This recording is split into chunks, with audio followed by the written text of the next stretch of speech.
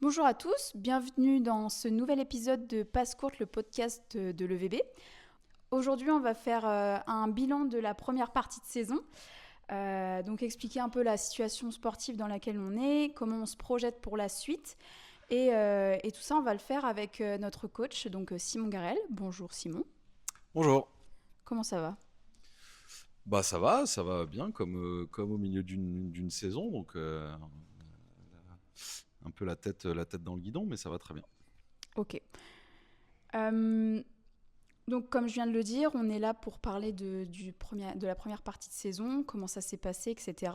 Est-ce que déjà tu peux nous dire un mot ou une phrase qui pourrait décrire cette première partie ?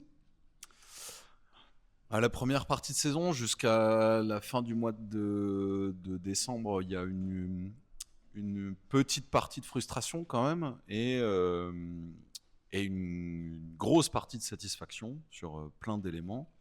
Même si ça se ressent pas forcément au classement et dans les chiffres, moi il y a plein de trucs qui me satisfassent. Et puis dans le résultat brut, il y a un peu de frustration. Il y a des moments où on a un petit peu manqué de chance, manqué de caractère, surtout de caractère quand même, et qui aurait pu permettre de transformer un peu le contenu en résultat. Mais dans l'ensemble, je suis plutôt satisfait, ouais.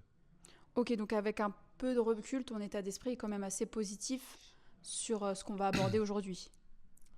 Ouais, bien sûr, parce qu'on savait que ça allait être difficile, surtout au niveau du résultat brut. Il n'y a pas un seul match, à l'exception des 2 matchs contre Mulhouse, dans lesquels on n'a pas du tout existé. Donc ça, c'est une grosse satisfaction pour moi. Les 2 matchs contre Mulhouse, bon, on a pris 3-0 avec des scores sévères, mais en fait, un peu comme tout le monde. Même Vendeuvre, il y a 2 semaines, prend 3-0. Donc non, je suis vraiment satisfait de ce point de vue-là. Après, il y a les résultats bruts qui sont extrêmement compliqués, mais c'est qu'une partie secondaire du problème de l'EVB actuel. Donc on le rappelle aux auditeurs, on est à la 11e place du championnat, mais avec tout le travail qui est amené, qui est fait par les joueuses et par le staff sportif, est-ce qu'on mérite vraiment cette 11e place ? Bah oui, je pense, parce que même si on dit que les matchs sont tendus, que les sets sont tendus, qu'on existe dans tous les matchs, dans quasiment tous les sets, en fait, à l'arrivée, il n'y a pas un money time où tu t'imposes quasiment. Donc il y en a un à droite, à gauche. Tu fais des très beaux matchs contre des équipes comme Béziers, comme Paris, etc. Mais en fait, à l'arrivée, tu prends pas de points parce que tu vas pas au tie-break, déjà.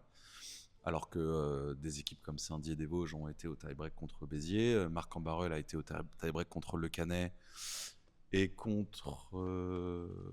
j'ai un doute, mais contre une autre équipe. Nous, on n'a jamais été au tie-break, à l'exception de Terreville, dans des conditions particulières. Et puis les matchs contre les concurrents directs, on les gagne pas vraiment. Donc oui, la 11e place, elle est archi méritée, voire la 12e place, parce que dans le résultat brut, on est inférieur. Point à la ligne, il n'y a pas de discussion. On craque dans les money time, ou on craque dans les milieux des sets, ou on prend des grosses séries en début de set desquelles on n'arrive pas à se relever. Donc oui, notre place au classement, elle est là. Moi, ma satisfaction, c'est que on est toujours dans un processus de travail et d'apprentissage par rapport à cette division, avec notre groupe qui est euh, individuellement trop faible physiquement et mentalement pour cette division-là. Donc moi, je suis très content de ce qu'on fait, je suis très fier du combat, et il y a des éléments de travail encore qui sont importants. On manque de caractère pour gratter plus de points, mais voilà. En début de saison, on avait fait un podcast avec toi où en fait on expliquait quels étaient les objectifs du club et du staff pour cette année. On peut le rappeler, c'était le maintien, voire les play-ins, donc la 10e place. Qu'est-ce qui, selon toi, pourrait un peu manquer à ce qu'on arrive à ce résultat-là ? Parce que certes, on est censé être à la 12e place, mais on n'est quand même pas hyper loin de l'objectif non plus. Non, bah prochainement on va même peut-être y être, hein, parce qu'il y a des éléments un peu extérieurs à nous qui vont nous servir, avec les petits soucis financiers de Saint-Dié-des-Vosges et le non-respect du règlement sportif par Marc-en-Barœul. Et donc on va peut-être y être, finalement. Et on a encore un match contre Saint-Dié à jouer samedi, dans des conditions très difficiles, mais quand même.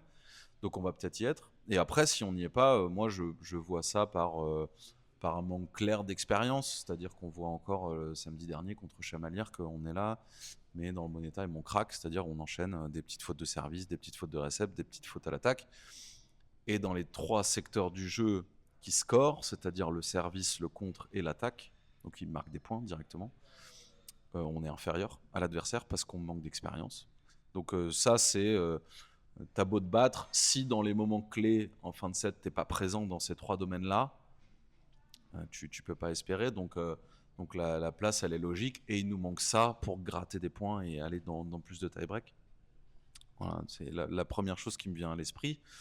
Et ensuite, peut-être que le gain d'expérience et la fin de première phase plus le début de deuxième phase va nous permettre, dans des conditions où peut-être des gros vont lâcher des points aussi, de faire une très bonne fin de saison. C'est possible aussi. Donc les objectifs peuvent encore être atteints. Ouais. Tu disais que tu étais satisfait quand même sur la première partie de saison. Est-ce que tu peux nous dire un peu pourquoi, quelles sont les périodes ou les matchs qui t'ont donné cette impression ou cette satisfaction? Parce que, une par une, les joueuses individuellement me donnent satisfaction dans ce que je leur demande. C'est-à-dire que, je vais prendre quelques exemples, mais une fille comme Tess, par exemple, a connu de grosses difficultés en début de championnat, Tess Bakana, pardon. Et puis maintenant, elle se révèle et elle est quand même globalement performante. Mia Polverini, c'était pareil, elle était un peu en difficulté en début de championnat et à chaque fois qu'elle joue maintenant, il y a quand même beaucoup plus d'assurance qu'en début de saison. Judith Brunier a commencé sur le banc et puis maintenant elle est sur le terrain et elle est très performante quand elle joue. Et des exemples comme ça, voilà, Anna Ebonier qui là est en train de jouer parce que Rouliana est blessée. Et elle enchaîne les bonnes performances, donc c'est loin d'être parfait. Mais en fait, à titre individuel, toutes les joueuses répondent présentes dans ce que je leur demande. Collectivement, c'est trop faible parce qu'on n'arrive pas à corriger les erreurs des autres. On est encore trop faible individuellement pour corriger les erreurs des autres. Et c'est un cercle vicieux. Quand l'adversaire, lui, fait pas d'erreur, toi, t'en fais trop, quoi. Voilà. Donc, je suis satisfait de ça. Et puis ensuite, passer un cap du point de vue de la discipline et du professionnalisme, tout le monde a été capable de le faire. Voilà. Ça, c'est le deuxième point. Et le troisième point, on montre quand même aux gens qui viennent nous voir à domicile un combat qui fait que les ambiances sont toujours chouettes. Alors là, contre Chamalières, c'était un petit peu différent. Mais globalement, notre mois de décembre, qui était extrêmement compliqué, parce à l'exception de Terreville, on a pris 0 points, il y avait quand même des très chouettes ambiances. Donc à domicile, donc ça j'en suis vraiment très content. Ça veut dire que les gens sont quand même satisfaits de ce qu'ils voient et du combat qu'on propose. Même sur les réseaux sociaux, ça se voit. En fait, ils baissent pas les bras. Ils sont fiers de l'équipe, même s'il n'y a pas de points. Donc même si c'est pour le classement, c'est dommage. On voit quand même il y a toujours cette ferveur envers l'équipe et c'est ça qui est beau. Et en fait, les spectateurs ne voient pas tout le travail qu'il y a derrière cette 11e place. Malheureusement, c'est 11e, mais il y a énormément de travail derrière. Est-ce que tu peux leur expliquer un peu ce que vous faites, quels arrangements vous avez fait tout au long de la première partie de saison pour vous améliorer? Déjà, on s'entraîne quand même beaucoup, parce que les performances individuelles du début de saison, elles sont très insuffisantes. Donc, il y a un gros travail, un gros travail technique à faire. Ensuite, on a plusieurs fois changé de manière de préparer les matchs avec Gilles, quand même. Alors peut-être que c'est pas visible, mais moi je l'ai fait quand même. J'ai fait un gros travail là-dessus. J'ai changé de stratégie un peu. J'ai changé de manière de jouer sur certains plans, notamment offensifs. Et puis ensuite, il ne faut pas oublier que, à l'exception de Bordeaux et Terreville, donc Bordeaux en 2025, non, c'est en 2024, pardon. Bordeaux en 2024 et Terreville-Florange en 2019. L'historique de la Liga et la SP6, c'est quand même montée-descente. C'est-à-dire que l'équipe qui monte redescend immédiatement. Donc en fait, on est en train d'échouer dans nos objectifs, mais par rapport à la norme, on est plus ou moins dedans. Et Bordeaux, c'est un club qui a fait une saison extraordinaire pour se maintenir. Terville-Florange, j'y étais. On a fait une très bonne saison, mais on peut dire aussi qu'on avait été aidé un petit peu par l'arrêt de la saison avec le Covid. Donc en fait, c'est toujours des situations particulières de monter parce qu'il y a un tel gap entre les deux divisions voilà. Et nous, on est encore plus dans cette situation-là parce qu'on était censé être en deuxième division. Donc effectivement, il y a un gros travail de fait. Et en plus de ça, on n'atteint pas nos objectifs, mais on est presque dans la normalité, quoi. Et puis le dernier point, c'est quand même un gros travail de prépa mentale qui est fait par Karine. Les kinés qui sont quand même toujours investis. Benoît qui a aussi rajouté quelques trucs à son travail. Benoît sur la préparation physique. Donc tout le monde est à fond. En premier lieu, les joueuses, parce que c'est elles les actrices. Et voilà. Donc moi, je suis satisfait du travail qui est fourni. Tu parlais de SP6 et de Liga. Est-ce que ce championnat a aussi un effet sur notre position au classement? Parce qu'on parle de Mulhouse, ils n'ont rien perdu. Il y a quand même Paris-Levallois, c'est quand même des gros clubs. Est-ce que ça ajoute de la difficulté aussi au fait que nous, on reste en position de 11e et on n'arrive pas à monter, quoi? Ouais, évidemment. Évidemment, le championnat est quand même hyper compétitif et les adversaires sont bien plus valeureux qu'en deuxième division. Donc oui, c'est sûr, l'adversaire est très fort. Et moi, je suis quand même assez étonné, mis à part nos performances qui sont parfois assez faibles. Je suis assez étonné de voir à quel point il n'y a personne qui lâche contre nous aussi. C'est-à-dire que tout le monde reste hyper performant contre nous. Oui, il n'y a personne qui met une seconde équipe dans un CFC ou quoi. Même sans mettre une seconde équipe, hein, tu peux très bien déjà faire un mauvais match, avoir des performances un petit peu en dessous de ce que tu fais habituellement. Donc je suis quand même assez surpris de ça. Chamalières encore, c'est fort ce qu'ils font samedi, même s'ils ont 4 internationales françaises, etc. Ils n'ont jamais lâché. Ils font un match plus que sérieux, vraiment plus que sérieux samedi. Donc ça compte aussi et ça veut dire qu'on est un minimum pris au sérieux par tout le monde. Ouais. On le répète, on est dans une situation assez particulière au niveau du classement parce que le dernier est censé descendre en élite et le 11e est censé se maintenir et ne pas passer en play-in. Donc on est quand même dans une phase où les matchs, chaque match est assez crucial. Donc comment est-ce que vous abordez ça en avant-match et pendant le match? Ça dépend de l'adversaire, déjà, parce qu'il y a des adversaires où tu es censé quand même être performant, et d'autres adversaires contre lesquels c'est pas mission impossible, mais on est quand même sur une probabilité assez basse de prendre des points. Donc ça dépend. Moi, j'essaye le plus possible quand même de décharger toute forme de pression sur des épaules des filles parce qu'elles se la mettent déjà suffisamment toutes seules, je le sais. Il y a énormément de filles qui sont dans une dévalorisation individuelle assez importante, alors que c'est pas le cas. Il faut tendre vers l'inverse. Et ensuite, il y a quand même une grosse préparation de chaque match. On a trois séances vidéo pour la préparation de chaque match qui font entre 35 et 50 minutes chacune, où on parle des systèmes, on va dire, système de réception et système de passe adverse, organisation offensive adverse. On parle de comment on va défendre sur les attaquants adverses et on parle de comment on va attaquer le système défensif adverse. Voilà, sur ces 3 vidéos-là, tout le monde est très concentré. Les vidéos sont orientées un peu plus pour chaque joueuse de notre effectif. Donc, tout le monde n'est pas concerné au même pourcentage à chaque vidéo, mais globalement, tout le monde sait ce qu'il a à faire. En plus de ça, il y a quand même un petit peu de devoir maison que chacune doit faire de son côté tranquille chez soi. Et puis, il y a une part de l'entraînement qui est basée sur comment on va jouer quand même l'adversaire, évidemment, à l'entraînement de volley, quoi. Donc voilà comment on prépare les matchs. Et puis d'un point de vue extra volleyball, il y a aussi une gestion par Karine, la préparatrice mentale, qui voit les joueuses individuellement et qui aborde des sujets aussi de manière collective qui vont être liés à ce qui va se passer ce week-end. On a une séance demain, par exemple, collective avec Karine. Donc tout ça fait qu'on se prépare quand même tous les matchs de la même manière. Et puis, j'ai envie de dire, bon, c'est un poncif, mais chaque adversaire avec la même importance parce que on en a besoin pour notre apprentissage de la division, d'être aussi compétitif contre des équipes comme Mulhouse, Vendeuvre, Paris, etc., que contre des équipes plus faibles qui vont être déterminantes contre nous dans les années à venir, quoi. Tu sais qu'il y avait du coup une préparatrice mentale. C'est tout nouveau ça, le VB.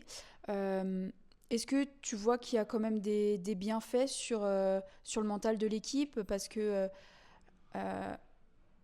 il y a quand même pas mal de défaites. Ça joue sur le moral. Est-ce que ça leur permet d'expulser le stress ou la révolte ou ce qu'elles peuvent ressentir, elles, après des défaites? Il y a cette partie-là, en effet, où elles sont en capacité de pouvoir dire tout ce qu'elles ont sur le cœur et ce qu'elles ne peuvent pas forcément me dire à moi, parce que j'ai un autre statut. Et puis il y a aussi une deuxième chose, c'est que ça fait partie intégrante de la progression quand même. La manière d'aborder les choses, la manière d'aborder la défaite, la manière d'aborder l'échec, la manière d'aborder la réussite, la manière d'aborder mentalement ce que moi je demande sur le terrain. Tout ça, c'est un entraînement à part entière que moi, j'ai pas les compétences, les connaissances de faire et qui ça m'aide énormément. Et on a des joueuses sur qui c'est palpable la progression sur ce plan-là. Voilà. Et puis là, le troisième élément, c'est qu'il y a quand même des joueuses qui sont face à ce que n'importe quel sportif vit et est difficile, c'est le banc, le fait d'être remplaçante. Et il faut rester dans un autre type de processus et ça aide aussi carrément de pouvoir aborder ce truc-là, qui est une situation très difficile à vivre, d'être sur le banc, de la meilleure des manières possibles, parce que moi j'ai tout le temps besoin des remplaçantes. Je leur fais appel, je fais appel à elles à tous les matchs quasiment. C'est très important pour moi dans ma manière de manager et c'est encore plus difficile pour elles d'être sur le banc et de rentrer en amenant quelque chose parce que c'est hyper dur. C'est beaucoup plus dur que d'être titulaire, à mon sens. Ouais, à Trafroy, il y a une des joueuses l'année dernière dans le podcast je crois que c'est Mia, qui disait le jour où tu seras une bonne remplaçante, t'auras tout gagné. Exactement. Ouais, ça veut dire que tu es largement au-dessus du niveau de l'équipe et du niveau de ce que la division requiert. Donc ouais, c'est sûr. Bon, c'est pas notre cas. Mais ouais, c'est clair, c'est clair. Tu disais que tu avais changé ta manière de préparer les matchs. Donc quand tu dis trois sessions vidéo, c'est ça. Donc tu as augmenté ton volume d'heures ou d'entraînement? Non, j'ai pas trop changé le volume. On est toujours sur la même chose. Par contre, j'ai détaillé un peu plus plein d'éléments et j'en ai simplifié beaucoup d'autres. Sur la manière dont on allait attaquer, j'ai aussi changé ma manière d'expliquer les choses et de montrer les choses. Sur la manière dont on allait défendre aussi un petit peu. Il y a une part de personnalisation aussi, du coup, ou pas? En fonction de chaque joueuse? De notre équipe ou en De face? notre équipe, comment elles étaient censées réagir face à une certaine situation en face de l'équipe, par exemple Justine, tu dois faire ci, tu dois faire ça. Ouais, bah il y a pas vraiment de personnalisation, mais enfin si un petit peu quand même, mais c'est rare. Mais par contre, par poste, oui. C'est-à-dire qu'il y a une vidéo qui va être plus consacrée, par exemple, à comment on va bloquer, comment on va essayer de bloquer l'adversaire, quel choix on va faire au bloc, parce que quand la situation est positive chez l'adversaire, tu es obligé de faire des choix au bloc. Et moi, je veux pas laisser les filles à faire les choix dans l'inconnu, quoi. Donc je montre ça et j'explique quel choix on va faire tout en laissant une marge de liberté parce que c'est important que la joueuse qui est sur le terrain à l'instant T, quoi, elle ait une part de liberté parce que c'est elle qui ressent les choses, l'historique, la situation précise, etc. Mais j'essaie de les aider à ça et donc ça, je l'ai un petit peu détaillé d'une certaine manière et essayé de le simplifier aussi dans d'autres. J'ai beaucoup simplifié les systèmes défensifs aussi en essayant de ne pas avoir trop de choses différentes et de rester dans quelque chose d'un petit peu plus simple. Voilà, donc j'ai changé 2-3 trucs de ce point de vue-là. Bon, quelque part, ça n'a pas trop marché parce que nos résultats n'ont pas changé comptablement. C'est une discussion que j'aurai avec les joueuses en fin d'année de savoir quel a été l'impact de ça tout au long de la saison, quoi. Là, on est en 2026, donc on parle de résolution, etc. Est-ce que tu as demandé aux joueuses et est-ce que toi aussi, vous avez pris des résolutions? Est-ce que vous avez fait une rétrospective de ce que vous avez fait en 2025 pour vous améliorer, etc. Non, pas vraiment. Moi, au retour de Noël, j'ai quand même fait un rapide point sur nos performances au service. Je voulais que ça change et changer de stratégie quand même de manière globale sur ce qu'on faisait au service parce que ce qu'on faisait ne marchait pas trop. Mais à part ça, non, pas trop. Et avant les vacances, il y a quand même eu un sujet avec Karine, encore une fois, sur notre manière d'aborder certains temps, certains instants des matchs qui étaient cruciaux et qu'on réagisse tous de la même manière à ces instants-là.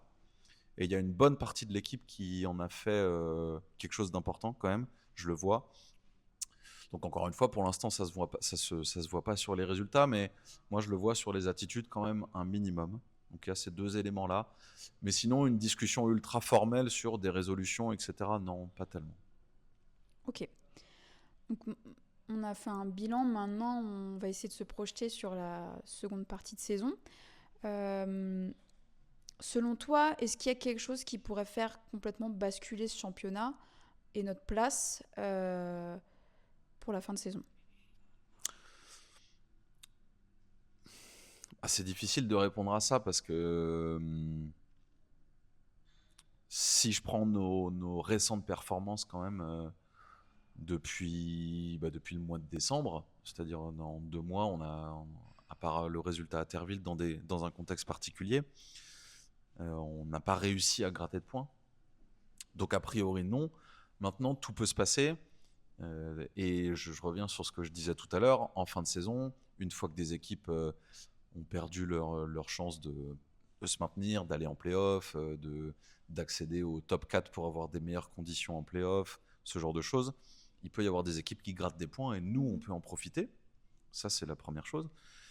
Et la deuxième chose, c'est que nous, à tout moment, la pièce peut basculer et on peut voir tout le travail qui est fait en amont et duquel je suis hyper satisfait, payé à un moment ou à un autre, que ce soit contre un petit ou un gros.